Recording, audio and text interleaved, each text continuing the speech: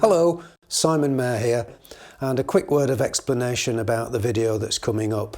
It was a teaching video that I made for mandolin players back in 1996, so as you might imagine, the version of me that you're about to see is just a few years younger than the one you're looking at now. And because it's historic, the quality of the video may not be as pin sharp as you might expect nowadays, but it still does quite a good job, I think. Now there's a link here to go to my website where you can download the music for what follows in either standard notation or tablature, whichever suits you. And while you're there, you can sign up to our newsletter, or you can have a route round, look at recordings, download sheet music. There's lots there. Also, I do mandolin workshops quite a few times each year. So if you click on the workshops link, you'll be able to see anything that's coming up. And it'd be lovely to welcome you to one of those. So, here we go.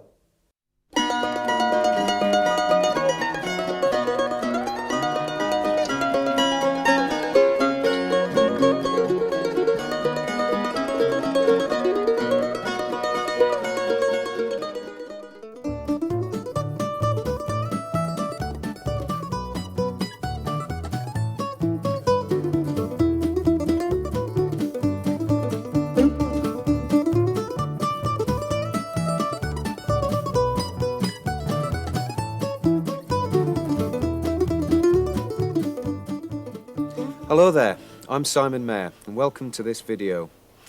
The tunes we're going to be playing are all fairly basic, but it will help if you've done some mandolin playing before. If you know major scales, minor scales, that'll be great.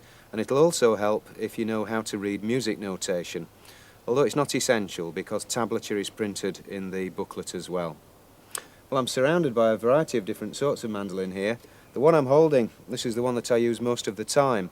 It's very much a 20th century design. It came out of America in the early 20th century, and it's an attempt to build a mandolin in a similar way to a violin is built, although it doesn't look like a violin. But the top of it is carved into a gentle arch, and so is the back, carved from a solid piece of wood. It's called a flat back, although obviously it's not perfectly flat because of the arch there. This one here is a more traditional style of mandolin, an Italian style with a round back. I say Italian style, this one isn't actually Italian, it was made in a Japanese factory and it's actually quite a modern mandolin, but it's built in the old-fashioned Italian way. The back of it is actually made from lots of separate strips of wood that are steamed and then bent, put into a mould and glued together. Over there on the chair is the genuine article. That's a very old Italian one. It's obviously in need of some Italian tender loving care at the moment, but I hope when that one's repaired it'll sound quite pretty. And finally this one here, this is another flat back. In this case it's a more accurate description because the back of this mandolin is perfectly flat. It's not carved, it's just a flat piece of wood, and so is the top. Well, it doesn't really matter which style of mandolin you play, or the one you've got will probably look something similar to one of these. The main thing is that it functions. Well, I'm going to be joined on this video by guitarist Frank Kilkelly, and he's waiting inside, so let's go and get tuned up. Here's an E.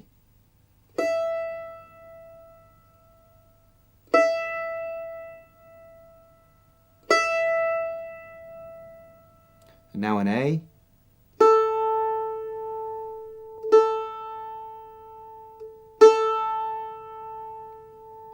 Now the D.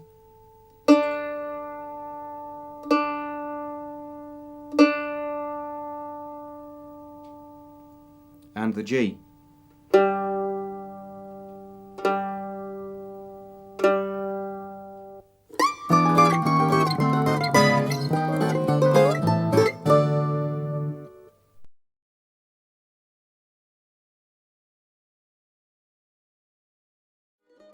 going to dive straight in with some music now, and a really pretty American tune, one of my favourites. This is called Wildwood Flower.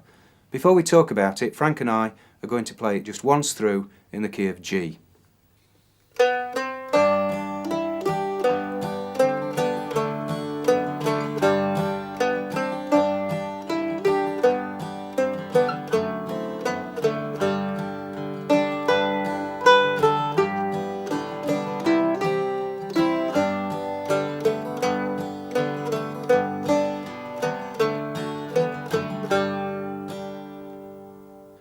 let's have a look at what was happening there and remind ourselves of how the left hand should finger the instrument. If you've been playing guitar at all, then you'll probably know that on a guitar each finger of the left hand generally covers one fret, one successive fret. That's not really very helpful on a mandolin because the scale length is so much shorter, and we tend to use one finger to cover one fret or the next one to it. So the first finger of the left hand would take care of notes on the first fret or the second fret, and then the second finger would cover notes on the third fret or the fourth fret. The third finger would cover notes on the fifth fret or the sixth fret, and the fourth finger the seventh fret. Although rules are always made to be broken, and I must say that I often find myself using the little finger on the sixth fret. So you're probably familiar with the scale of G, but let's just remind ourselves. If we start on the bottom G, on the bottom string, the first finger then plays an A, it's the second note of the scale. The second finger plays the B, the third finger the C, and then the D, the open string, E with the first finger, F sharp with the second finger.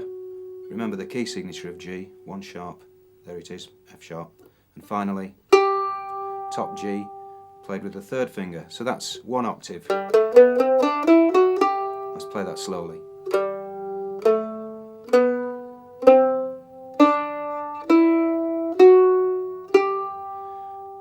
But of course it carries on. If we play the next octave, we start G, open string A, first finger on the B, second finger on the C, we're on the third fret now, D with the third finger, E, open string, F sharp with the first finger, and finally top G with the second finger. So if we play up that octave, starting from a G on the 5th fret of the 3rd string, we get this.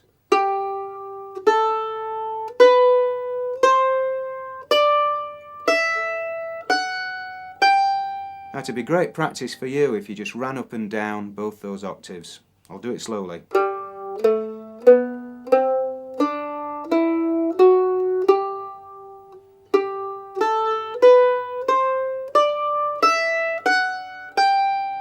And down.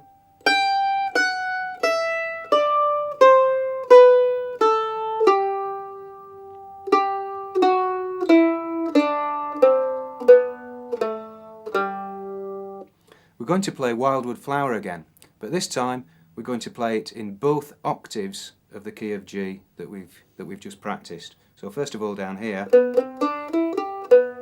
and then the second time round we're going to start up here. So the second time round we start with the B with the first finger on the 2nd fret of the 2nd string. So get ready for that. So here we go again with Wildwood Flower.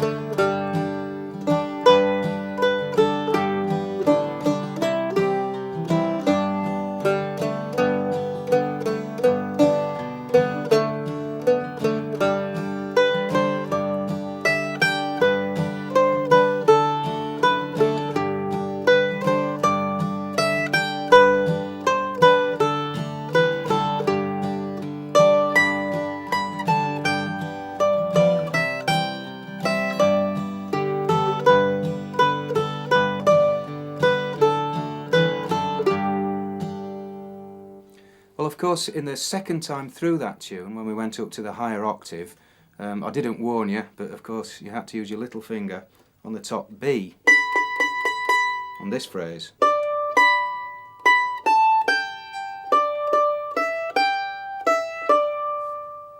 Now the little finger, as you've probably realised by now, is the weakest. But for the moment, don't be tempted to jump up to that high B with any of your other fingers, because it's important when you're first starting to develop the strength in this little finger. So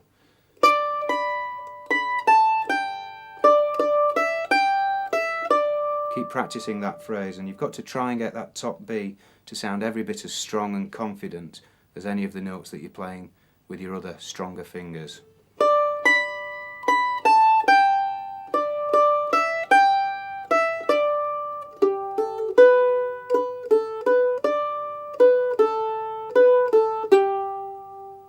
If you're feeling really masochistic, you can make yourself use your little finger some more.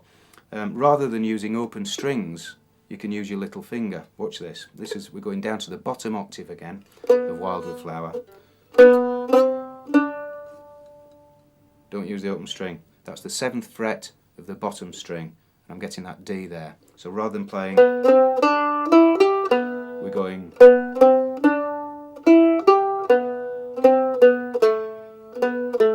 And again.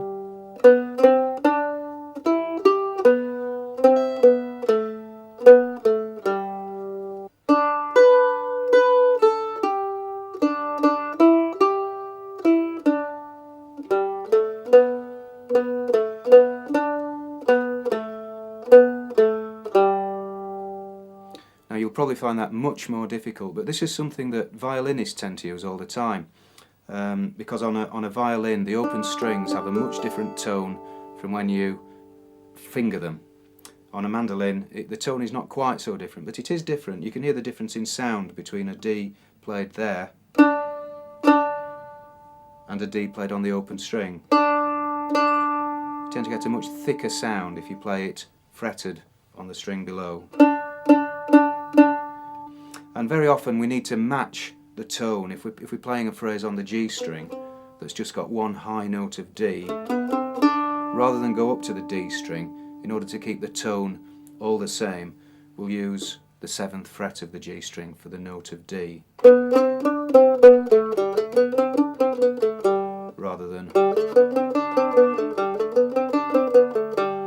And apart from anything else, it's great exercise for your little finger, so give it a try.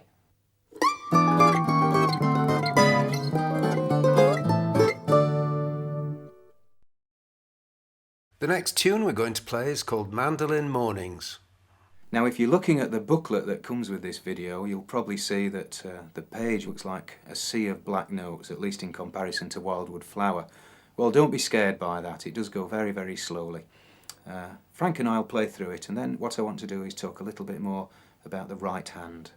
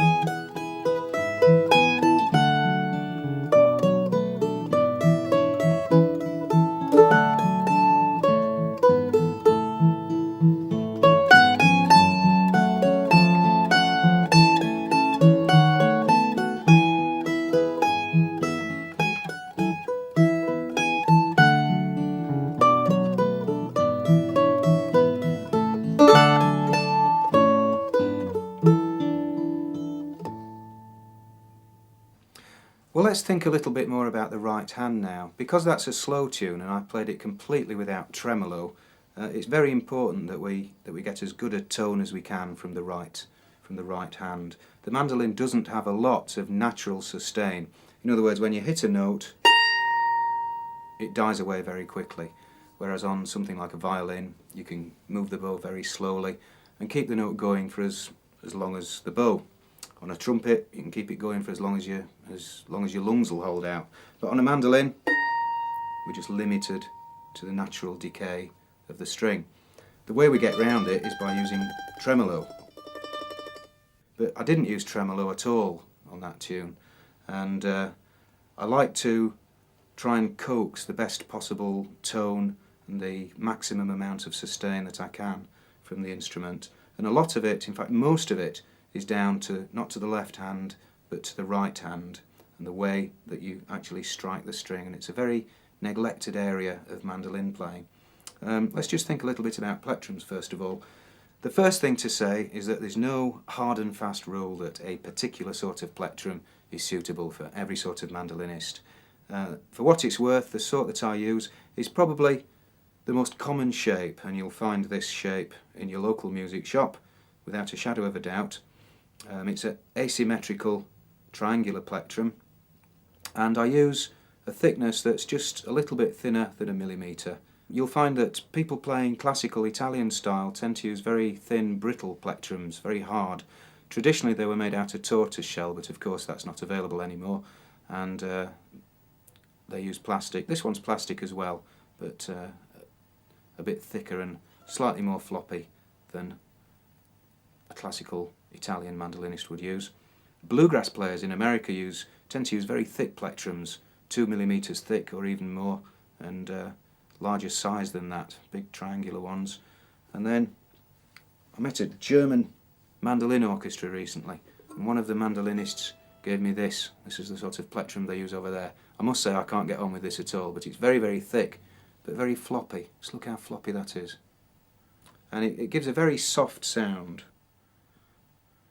And this is something that's completely alien to me, but it almost makes the mandolin sound as if it's got nylon strings. In fact, I thought they were using nylon strings when I first heard them, but they weren't. They were using steel strings, but one of these plectrums. Well, it's up to you to experiment. Get rid of the German one for the moment. This is just ordinary plastic, and I tend to use not the pointed end, but particularly for a slow tune like that, I use one of the rounded ends.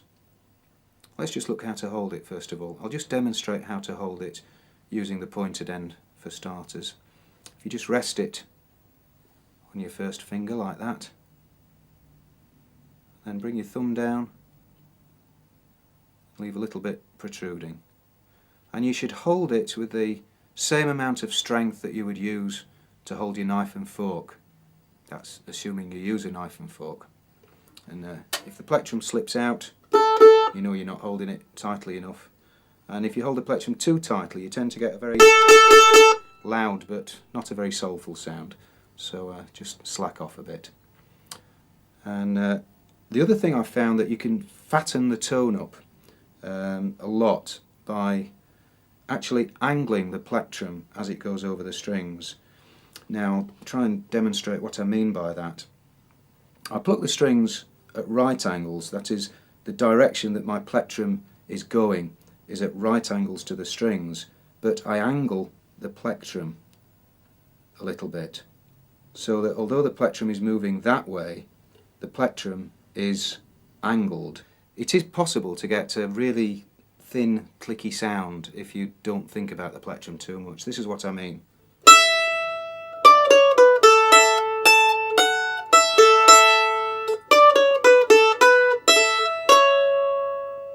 And then playing it as I would prefer it. So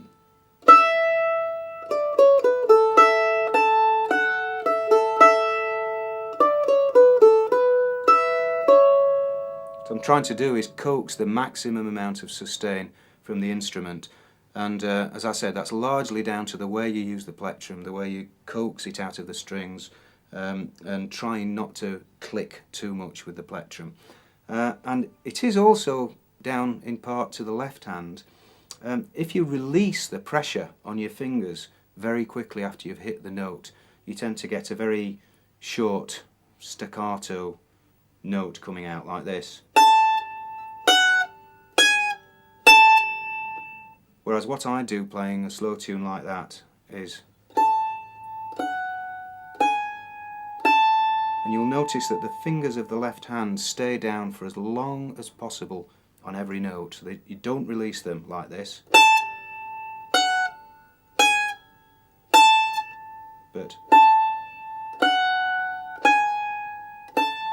So I'll just play the first phrase of that tune again and watch the left hand fingers staying down on the notes for as long as possible.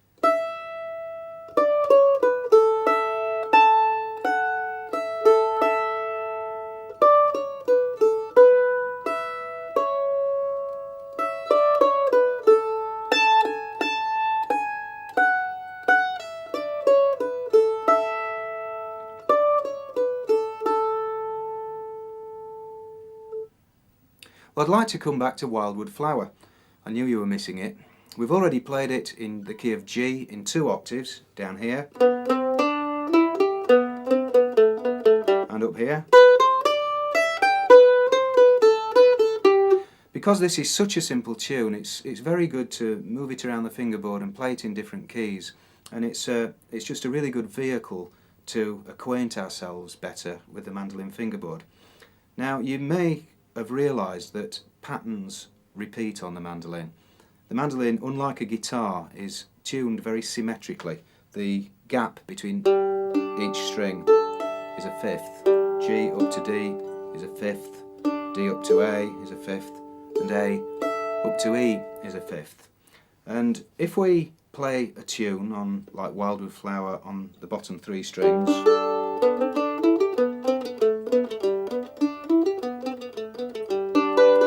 etc., we can move that whole pattern 1 string higher. That exact same pattern, we can move it 1 string higher, and instead of the key of G, we'll be in the key of D. So if you think of the pattern that you learnt for the key of G, but just start, instead of on a B, we're going to be starting 1 string higher, the same fret, 4th fret, but this time we're on the note of F sharp. And it'll go like this.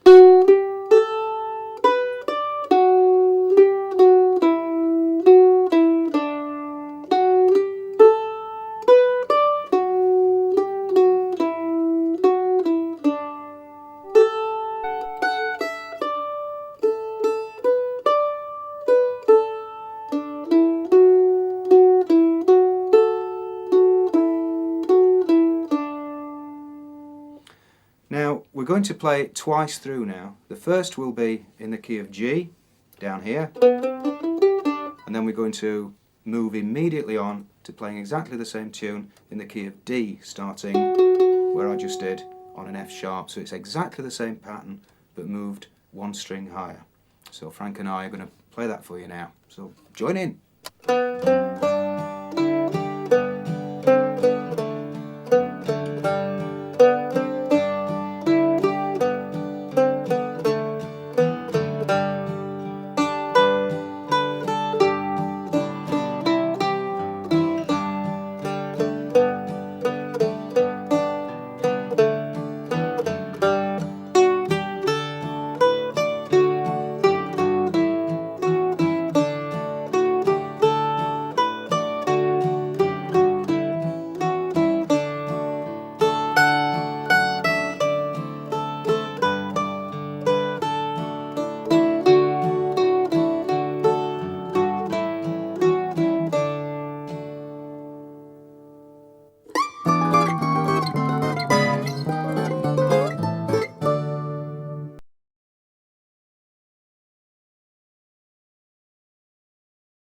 I'd like to come back to Wildwood Flower. I knew you were missing it. We've already played it in the key of G in 2 octaves, down here and up here. Because this is such a simple tune, it's very good to move it around the fingerboard and play it in different keys, and it's just a really good vehicle to acquaint ourselves better with the mandolin fingerboard. Now, you may have realised that patterns repeat on the mandolin. The mandolin, unlike a guitar, is tuned very symmetrically. The gap between each string is a fifth. G up to D is a fifth, D up to A is a fifth, and A up to E is a fifth. And if we play a tune on, like Wildwood Flower, on the bottom 3 strings,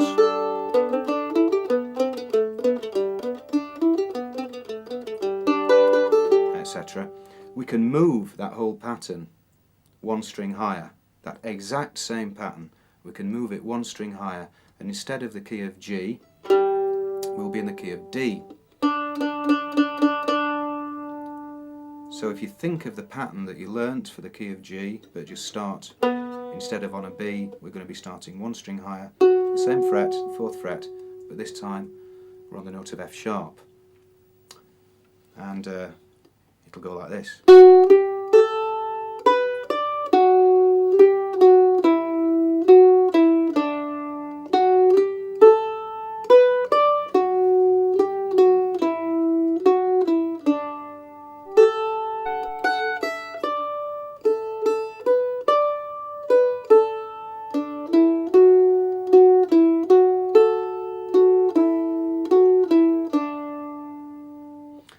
Now we're going to play it twice through now. The first will be in the key of G, down here, and then we're going to move immediately on to playing exactly the same tune in the key of D, starting where I just did on an F sharp. So it's exactly the same pattern but moved one string higher.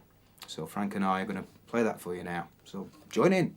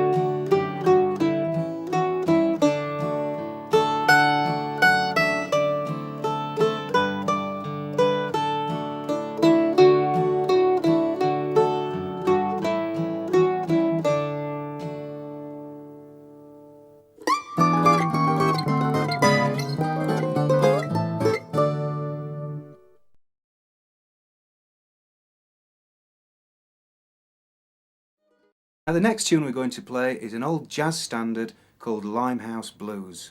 Now I've got to tie Frank's fingers down on this one to stop him flying off, but we're just going to stick to the melody. And although when you see a really good jazz band play it, it can be the most complicated tune in the world, the actual melody is very, very simple.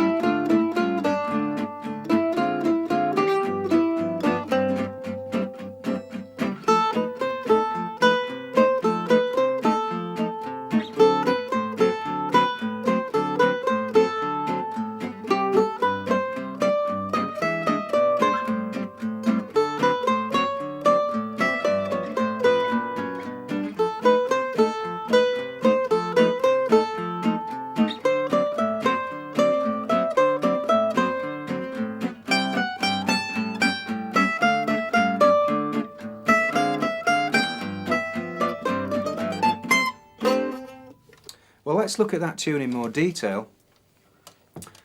We played it in 2 octaves, just like we did Wildwood Flower. And we started down here. We're in the key of C this time, by the way. You'll notice in the music that there are no sharps or flats indicated. So that's the key of C. But what this tune does have are what we call accidentals. That means that there are notes in there that stray outside of the major scale. So we can just remind ourselves of the key of C to start with. There's bottom C, that's the lowest note of C we can get on the mandolin. The 5th fret of the bottom string, and if we play it up the scale, C, D, E, F, G, A, B, C.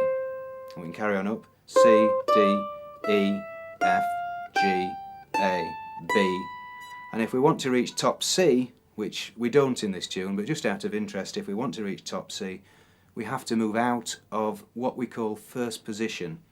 First position of the left hand is really notes on the 7th fret and below. You can see the little finger is on the 7th fret there. And it's notes that we can reach with the 4 fingers of the left hand without moving the left hand up the neck.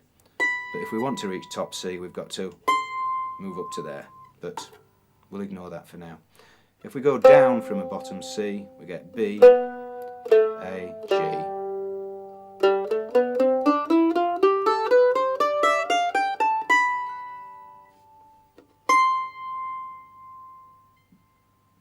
Now, the first phrase of Limehouse Blues is quite straightforward. And then we get that same phrase repeated, but with a different harmonisation behind it.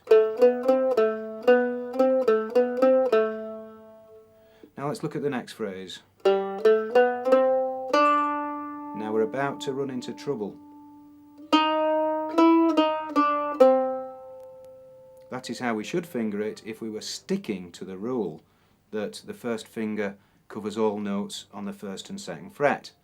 But we're not going to stick to the rule, because rules, as I said earlier, are made to be broken. And it's much easier if we bring the second finger into play on the second fret and finger it like this. And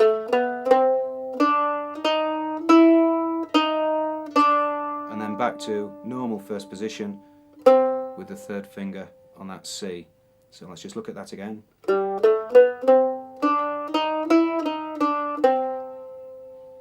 And now we're in for a bit more fun. The next phrase goes.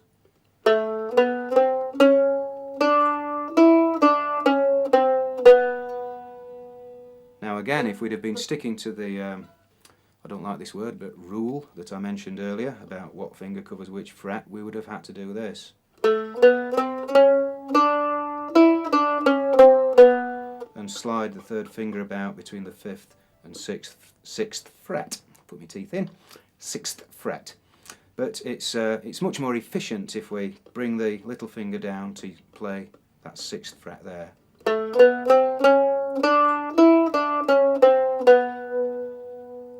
And then if we look at the tune in the higher octave, straightforward, and then the same phrase repeats with a different harmonisation.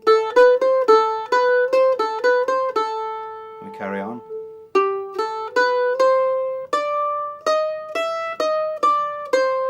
Again, it's much more efficient to use this little finger to play that 6th fret. Again, we bunch the fingers up for those 4 notes. This time, the third finger is moved down from where it should be on the 5th fret, and the little finger plays the 5th fret, and we can get the E on the open string.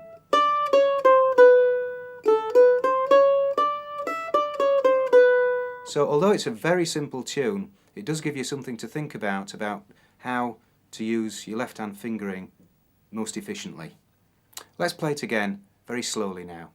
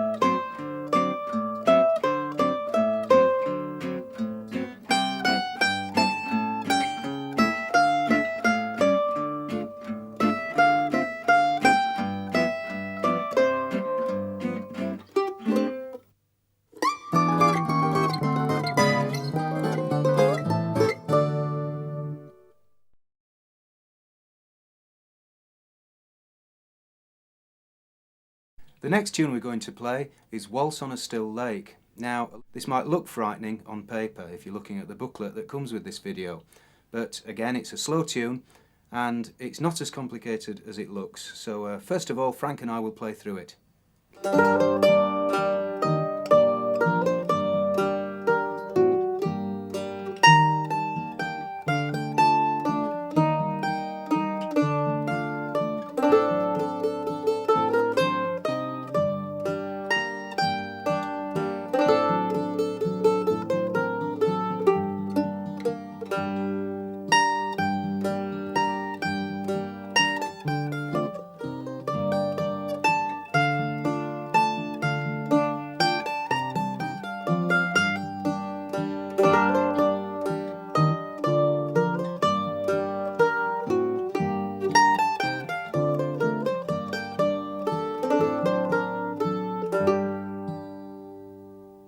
The most important feature of this tune is the use of open strings, particularly the G and the D string, to underlie the melody that's going on mostly on the top two strings.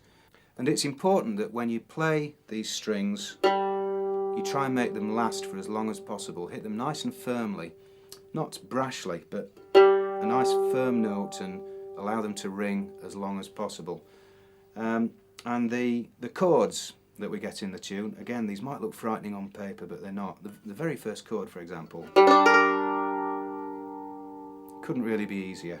Two open strings, the G string, the D string, and just that note of B flat there.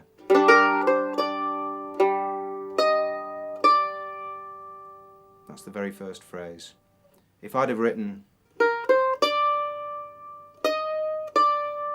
it wouldn't have looked frightening at all, but I just put the chord on the first note, just the two open strings, play them with the first note. And then hit the bottom G again, let it ring. Hit the bottom G again. The bottom G is still ringing under the whole phrase. Here's the first phrase again.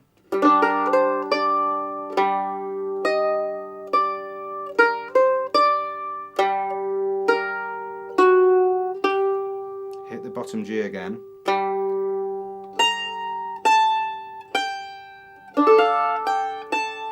Again, there's a chord there,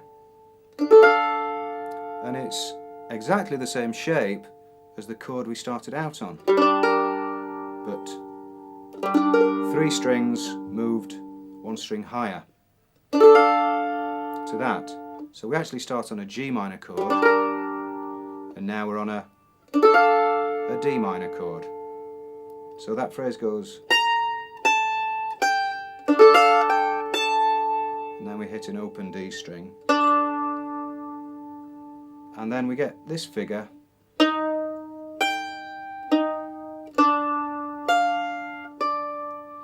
Now again, we've had to rejig the left hand fingering a little bit there.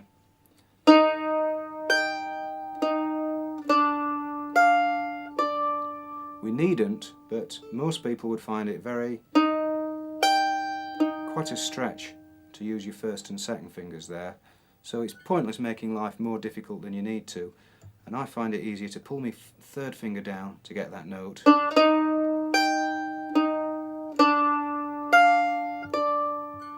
And again, hear how the D is ringing throughout all that. I'll just revise what we've done so far.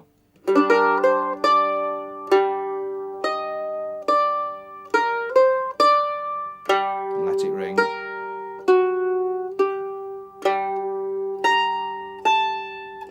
Chord.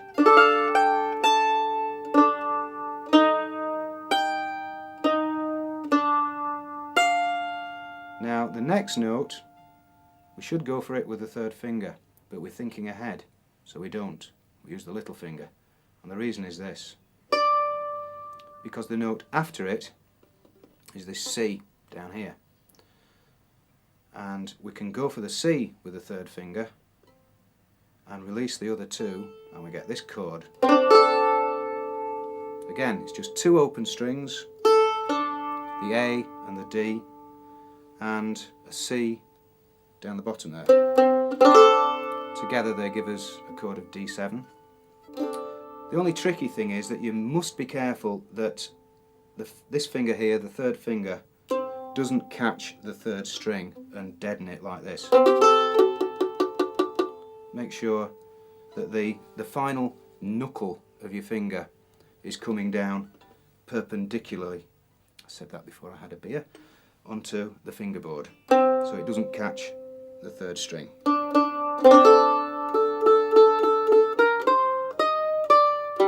Etc. And this phrase again,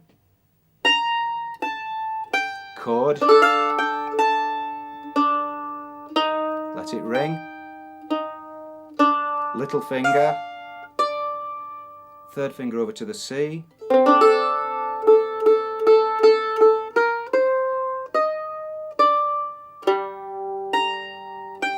two bass notes, that same chord of D7, don't catch the third string with your finger, here we go. Now for the end of the tune, rather than play the G with my third finger, I tend to move my second finger up and play the D. So we've still got that G, that top G, ringing throughout that whole of that last phrase. And that top G is still ringing. The other way to play it is this.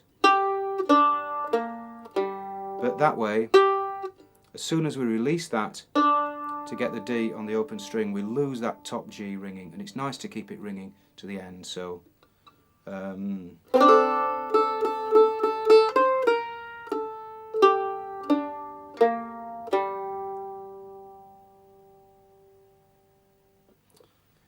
we'll play through the tune now really slowly.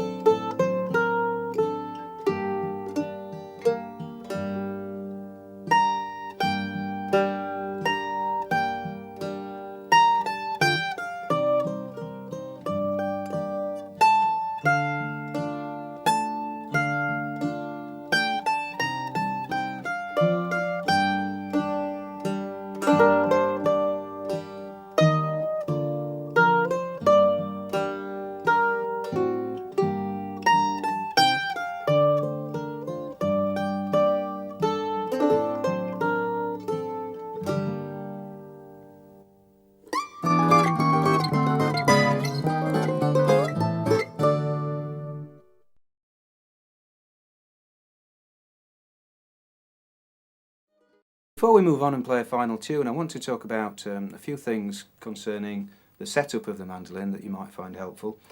When you tune the mandolin, I always find it best if you tune up to a note. So if I just detune one, so those pair of strings are out of tune, that one's in tune, and the other one is flat, that means it's lower, and we've got to bring it up to that pitch. Play the strings together and gently tighten the one that needs to be brought up to pitch.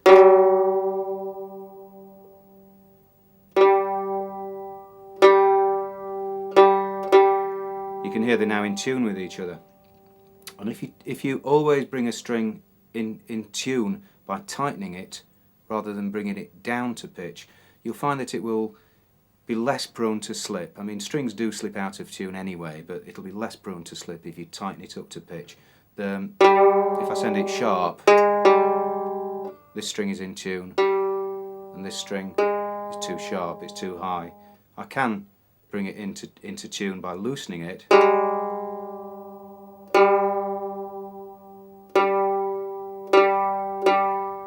But that string, I guarantee you, is now more likely to slip. Particularly if you've got cheap machine heads. These are pretty good machine heads on this mandolin, but even with these, it's still more likely to slip if you tune down to pitch. A few other things to say concerning the setup. Mandolins, the vast majority of mandolins have what we call floating bridges, and that means that if you take all the strings off, the bridge falls off. So if you do take all the strings off when you change the strings, then it's important to be able to put the bridge back in the right position. Now, it is possible to spend your whole life without ever taking all of the mandolin strings off at once. If you change the strings one by one, you can do that and the bridge will always stay in the right position, assuming it's in the right position to begin with. But occasionally you'll find it is necessary to take all the strings off to give the fingerboard a good clean, because even if you wash your hands before you play, every time you play, inevitably over time gunge will collect on the fingerboard, and particularly down the corners of the fret wire. So occasionally you'll take the strings off, give the fingerboard a good clean, a bit of meths on a rag is fine, and get right in the corner of the frets, and then you have to put the bridge back in the right position. And of course there are no chalk marks. So the way to do it is to play a harmonic at the 12th fret. Very often there's a dot at the 12th fret, or on this mandolin there are 2 dots. And if you rest your finger just over the 12th fret, that's the fret wire, over the fret wire, not over the wood, but over the wire. And you just rest your finger lightly on the string and pluck.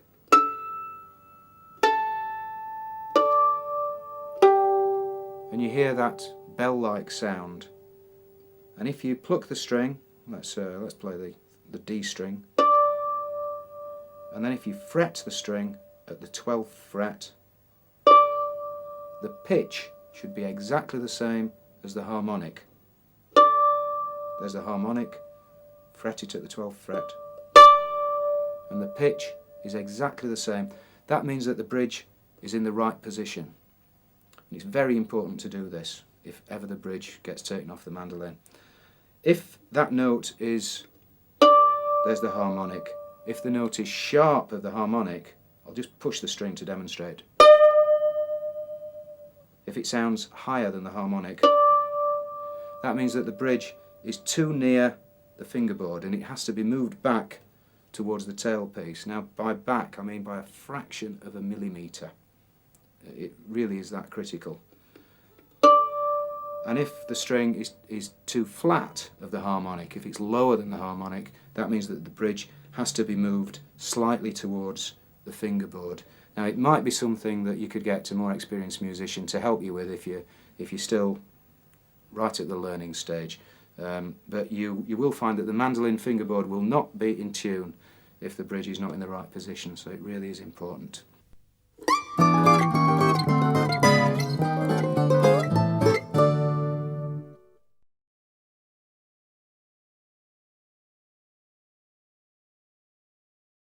Well, the tune Wildwood Flower is beginning to be a bit of a theme on this video. I'm going to play it again now. We've just played the waltz, and you remember how I was talking about all the bass notes that we were using and letting those open strings ring.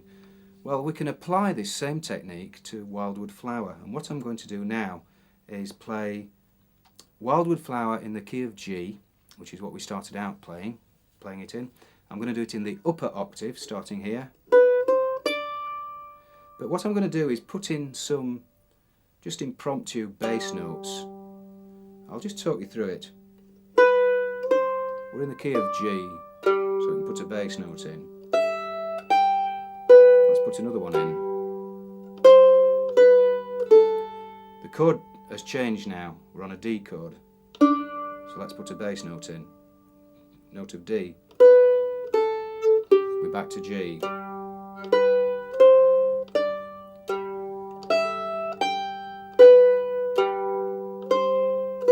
Chord of D.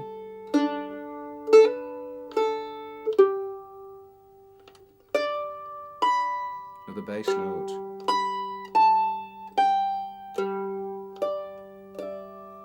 Now we haven't got a convenient bass note now. We're on a C chord. Frank's about to play a C chord, if he were playing. So we just stop the G ringing.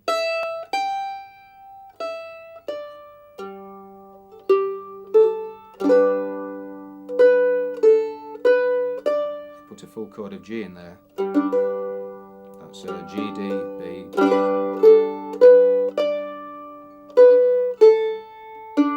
bass note of D. So this is something that you can experiment with for yourself, trying to get the most out of any melody rather than just playing the tune. Look into how you can throw chords behind it and harmonise it. I'll play through Wildwood Flower for you now, just throwing those bass notes in where I can.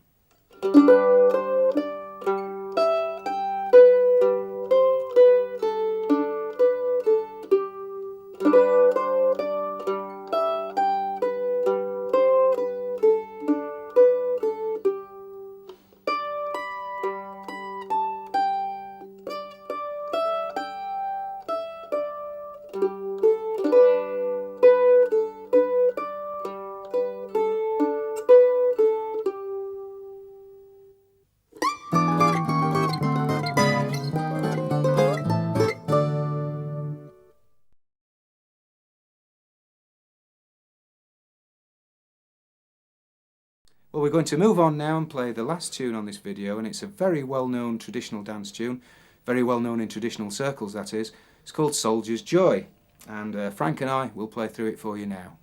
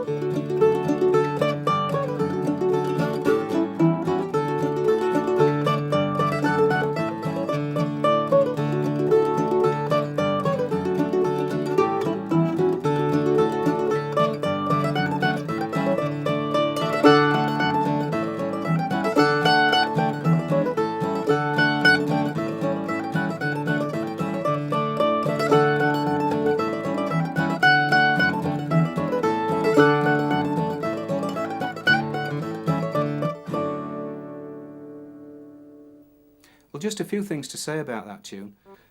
First of all, the very first phrase where we get this repeating figure, A, F sharp, D, F sharp, A, F sharp, D, F sharp. Now we can play it like this,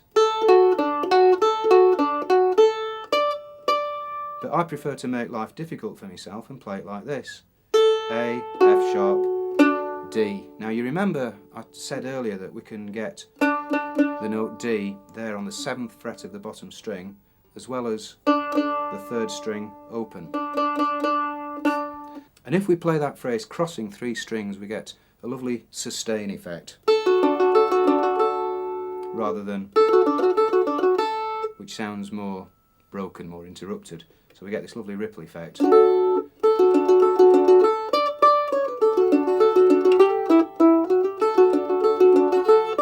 Perhaps I'll slow up a bit. Here we go.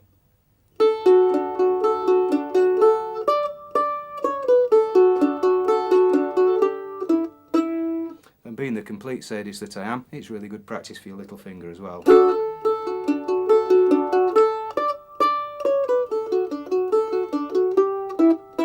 Hear the difference? Let's carry on. We can put a chord in there. We're on a note of F sharp, and Frank's playing a chord of D in the accompaniment, a chord of D major. That's made up of D, F sharp, A. Well, we're on an F sharp. We can play an open string D and an open string A. So just strumming across those 3 strings. Well, there are no real surprises in the second half of the tune, but let's just talk a little bit more about the plectrum and whether we should be playing down or up at any particular point. The easiest way to approach it is on the fast passages. Let me play just one phrase out of the tune.